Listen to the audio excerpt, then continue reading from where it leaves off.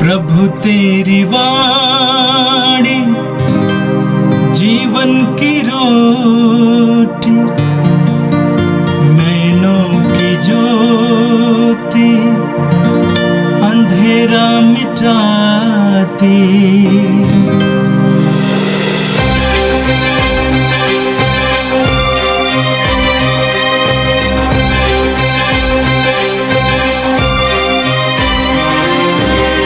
प्रभु तेरी वाणी जीवन की रोटी, नैनों की ज्योति अंधेरा मिटाती।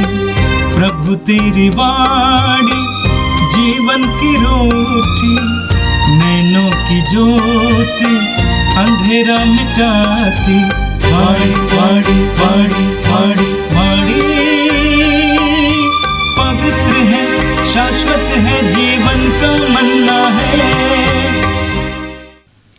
6 मई बृहस्पतिवार।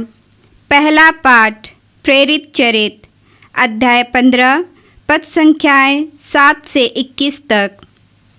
जब बहुत वाद विवाद हो चुका था तो पेतरुस ने उठकर यह कहा, भाइयों, आप जानते हैं कि ईश्वर ने पिछले दिनों आप लोगों में से मुझे चुनकर निश्चय किया कि गैर यहूदी मेरे मुख से सुसमाचार का वचन सुने और विश्वास करें। ईश्वर मनुष्य का हृदय जानता है। उसने उन लोगों को हमारे ही समान पवित्र आत्मा प्रदान किया। इस प्रकार उसने उनके पक्ष में साक्ष्य दिया और विश्वास द्वारा उनका हृदय शुद्ध कर हम में और उनमें कोई भेद नहीं किया।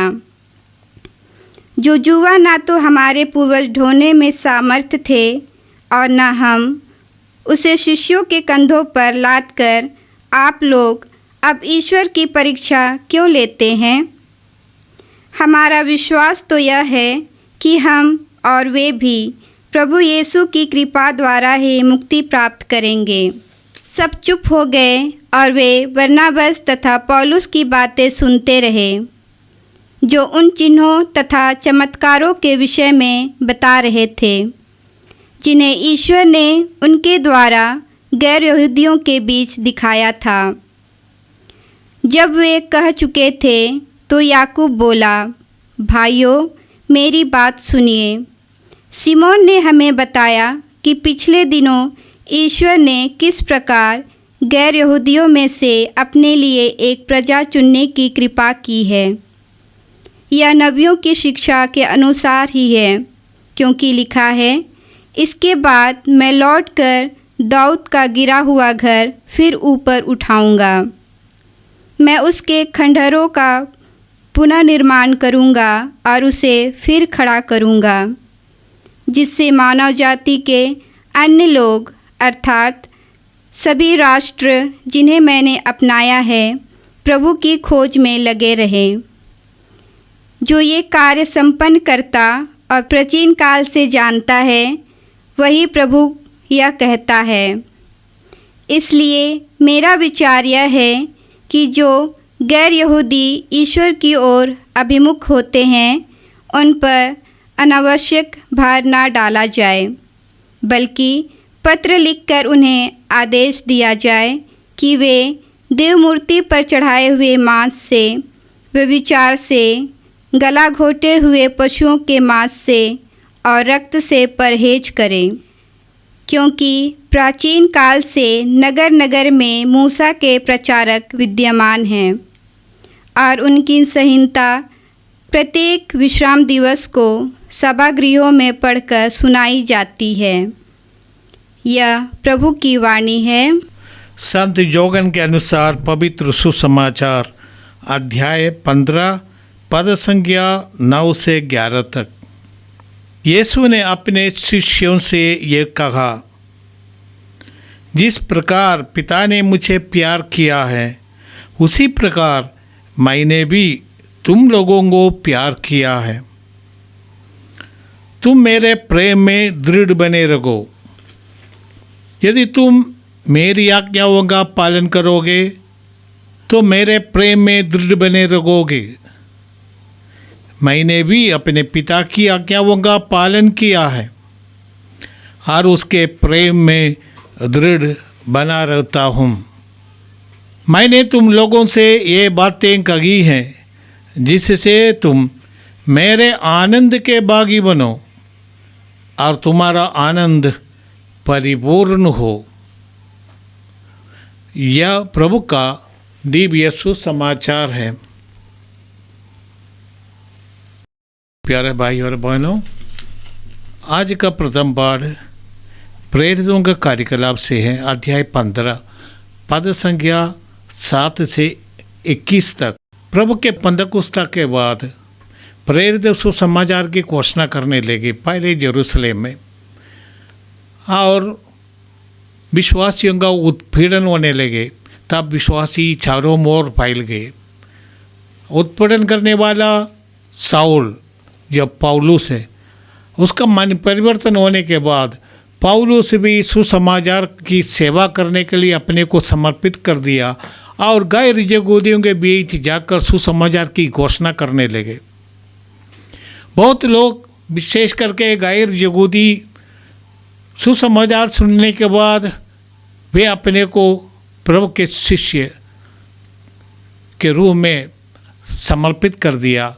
ये प्रभु पर विश्वास करने लगे। चिन्ह चमत्कार के द्वारा ये नए विश्वासियों के जीवन में परिवर्तन आने लगा। आत्मा का अभिषेक उन्हें प्राप्त हुआ।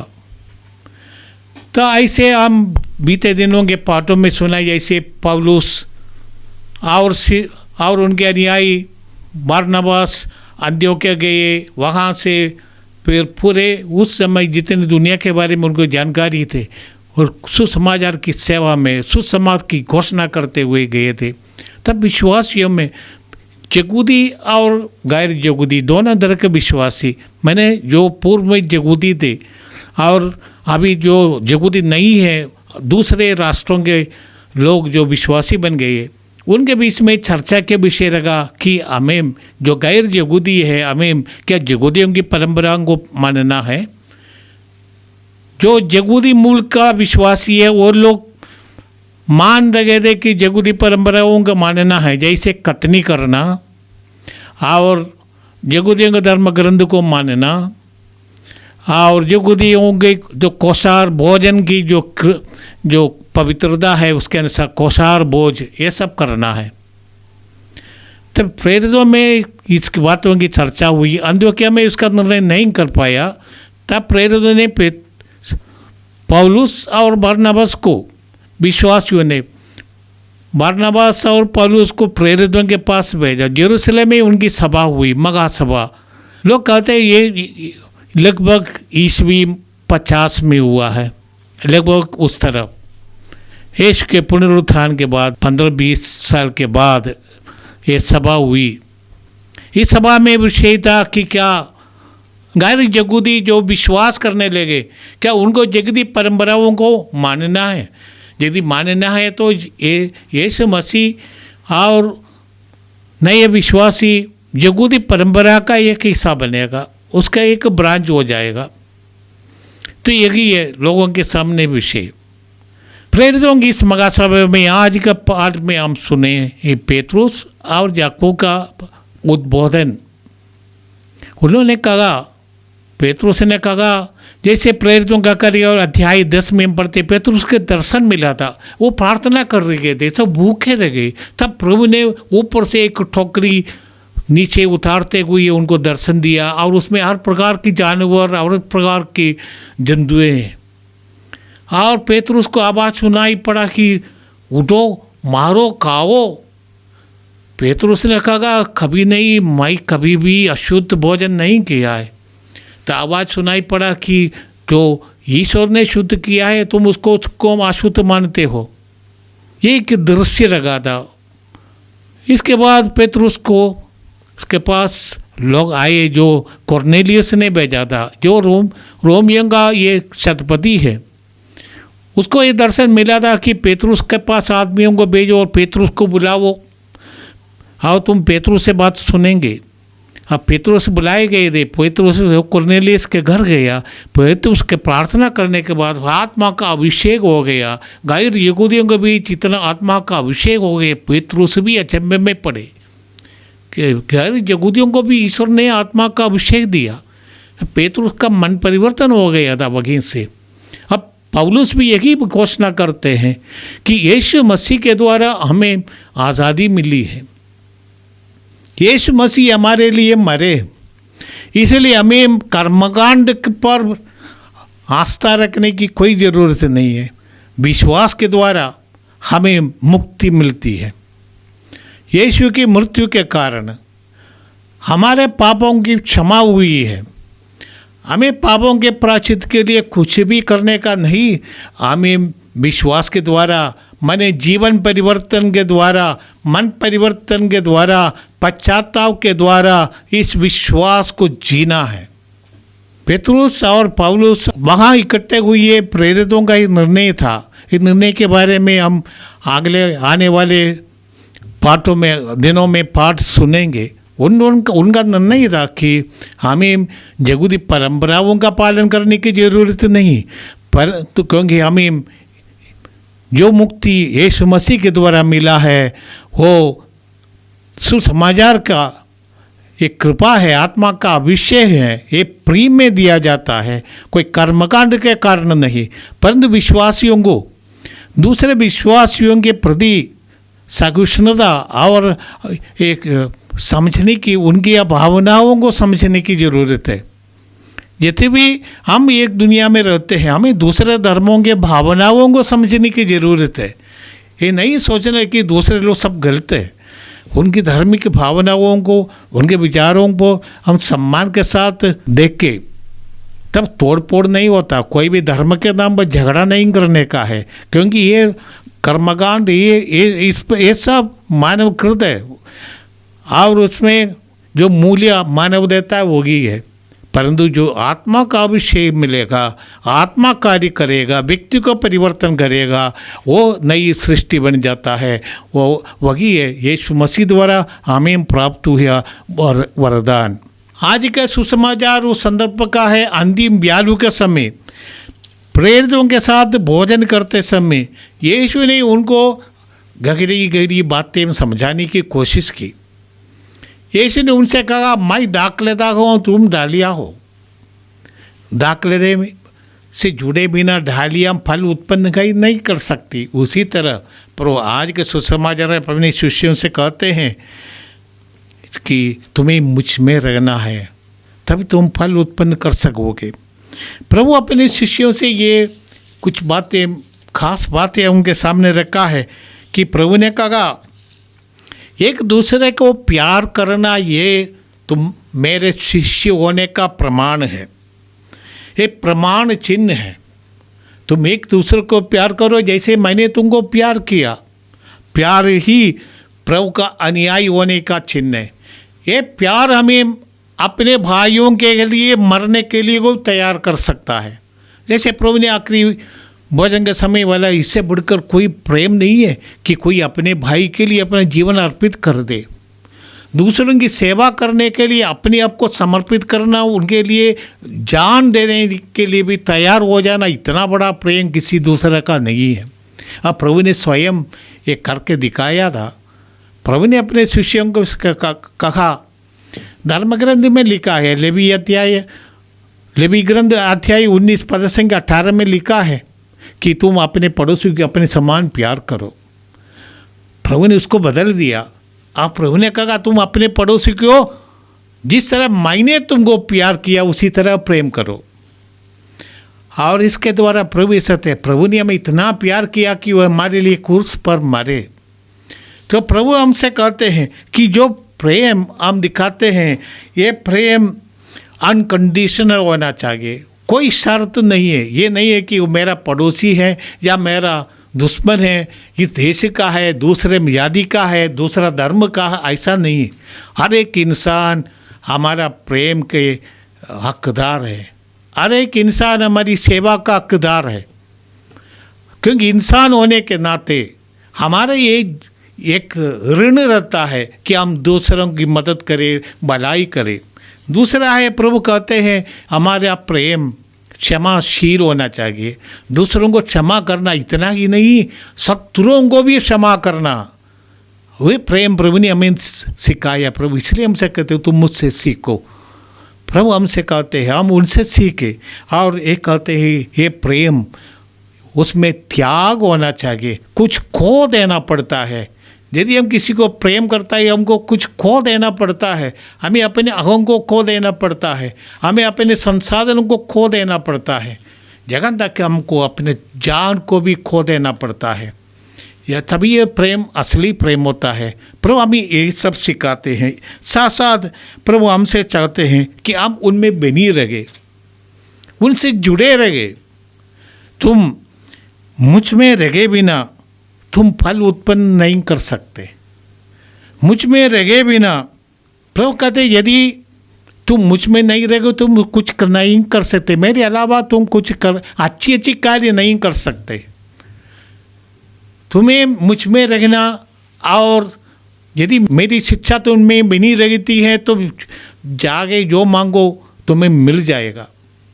प्रभु ये कहते हैं जितना हम प्रभु से जुड़े रहते हैं उतना हम पवित्र हो जाते हैं, उतने हम प्रभुमय हो जाते हैं। प्रभु के गुणों को हम आत्मसात करते हैं, तभी हम प्रभु से जुड़े रहते हैं। अरे ये ही हमारे जीवन में परिवर्तन का लक्षण है। प्रभु ने कहा कि यदि तुम मेरा शिष्य हो तो तुम्हें फल उत्पन्न करना चाहिए, ऐसा फल जो शाश्वत है, सदा बना रहता है। वो फल आत्मा का फल है, आत्मा का अभिषेक से उत्पन्न फल। वो हमें नया व्यक्ति बना देता है, नई सृष्टि बना देता है, वो फल चाहिए। और प्रभु ने कहा तुम जो कुछ चाहिए पिता से मांगो। प्रार्थना करना भी प्रभु ने हमें सिखाया, यीशु के नाम पर प्रार्थना करना। हमारे प्रार्थना में बल इसलिए आता है कि हम हर चीज़ यीशु के पवित्र नाम पर मांगते हैं। हमारी प्रार्थना का बड़ा बड़ा बोलने से प्रार्थना नहीं होती है। आत्मा के साथ प्रार्थना करना, आत्मा से प्रेरित होकर प्रार्थना करना। इसे प्रभु ने वो समारी स्त्री से कहा था, सत्य और आत्मा में प्रार्थना करना। यही है प्रभु ने हमें यही बात सिखाया है। आइए हम प्रभु को धन्यवाद दें। प्रभु ने जो कुछ हमारे जीवन के लिए किया है, विशेष करके हम प्रार्थना करें। प्रभु हमें सिखाइए, प्रभु हमें प्रेम करना सिखाइए। प्रभु ने जिस तरह ईश्वर ने अपने पुत्र को हमारे बीच भेजा है, हमारा प्रेम का आधार ईश्वर का प्रेम है। इसलिए प्रभु कहते हैं तुम मुझ में आनंद मनाओ, मेरे प्रेम का तू सहभागी बनो। प्रभु ने कहा मैं तुम्हें दास नहीं बोल रहा था, मैं तुम्हें मित्र बोलता हूँ। शिष्यों को प्रभु ने अपने मित्र जैसा बना दिया ताकि हम उनके सहभागी बने, ईश्वर का प्रेम का सहभागी बने। हे प्रभु हम ये वरदान थे कि हम ये समझ ले कि तुझसे जुड़कर हम ईश्वर के पुत्र पुत्री हम बन जाते हैं। हम आत्मा से परिपूर्ण होकर अब्बा हे पिता बुलाने के योग्य बने जाते हैं। आत्मा हमारे जीवन में परिवर्तन लाते हैं और हम फल उत्पन्न कर सकते हैं। जैसे तुमने कहा कि गेहूं का दाना मिट्टी में मिलकर मर जाने से वो फल उत्पन्न करेगा और 100 गुना फल। ये पिता हमें ये वरदान दी कि हम सदा दूसरों की सेवा करने के लिए, तेरे प्रेम को दूसरों तक पहुंचाने के लिए, दूसरों को प्रदान करने के लिए, उनकी भलाई करने के लिए हमें तू सीखा। क्योंकि ईश्वर ने हमें इतना प्रेम किया कि उसने अपने पुत्र को हमारे लिए अर्पित कर दिया। ये प्रभु हमें भी तू ये शक्ति दे कि हम दूसरों की सेवा करते हुए अपने को समर्पित कर दे, ताकि हमारा आनंद सदा बने रहे। हमारा आनंद यीशु के आनंद जैसा हो जाए, ये प्रार्थना करते हैं। और रोज़ हमें ये रोज़ की रोटी का माध्यम से तो अपने पवित्र वचन सुनने का, समझने का अवसर देते हैं पिता। इसलिए हम तुझे धन्यवाद देते हैं। ये पवित्र वचन हमें लगे रहे ताकि हम, जैसे प्रभु ने कहा यदि मेरी शिक्षा तुम्हें बनी रहती है, तुम जो चाहे मांगो तुम्हें मिल जाएगा। ये प्रभु हम यही प्रार्थना करते हैं हमारे प्रभु क्रिस्त के द्वारा, आमीन। प्रभु तेरी वाणी जीवन की रोटी, नैनों की ज्योति अंधेरा मिटाती। वाणी वाणी वाणी वाणी वाणी पवित्र है, शाश्वत है, जीवन का मन्ना है।